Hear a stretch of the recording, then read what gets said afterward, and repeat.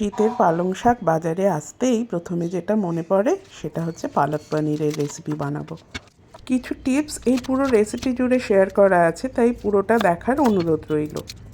সাধারণত পালক পনির করতে পালং শাক সামান্য ফুটিয়ে বরফ জলে চুবিয়ে নেওয়া হয়, তারপরে তা ব্লেন্ড করে একটা লেন্দি প্রসেস করা হয় সেটা রাঁধতে। সেটা না করে এভাবে যদি রাঁধেন, খুব অল্প সময়ে সুস্বাদু পালক পনির আপনি রেডি করে নিতে পারবেন। তেলে বেশ খানিকটা জিরে, তারপরে রসুন, ছোট করে কুচিয়ে রাখা পেঁয়াজ এসব যোগ করে ভালো করে ভাজা ভাজা হলে তাতে খানিকটা নুন যোগ করুন। নুনটা পরিমাণে একটু কম দেবেন এই সময়, কারণ পালং শাক যে পরিমাণে দেখতে লাগছে তা তো শুকিয়ে অল্প একটু হয়ে যাবে।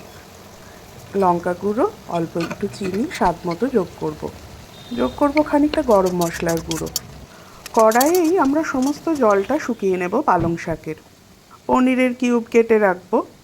হালকা করে ফ্রাই করে নুন জলে চুবিয়ে রাখতে পারেন। আমি ফ্যাট ফ্রি পনির ব্যবহার করেছি। এরপরে পালং শাকটি যেটি রেডি করেছিলাম সেটি নামিয়ে পুরোপুরি ঠান্ডা করে নেব।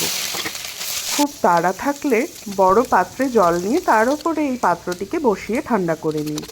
ব্লেন্ডারে এটিকে ঘুরিয়ে একটি পেস্ট বানিয়ে নেব।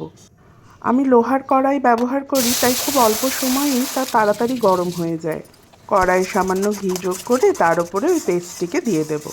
দুধ থেকে তুলে রাখা মালাই অথবা ফ্রেশ ক্রিম ব্যবহার করতে পারেন এখানে।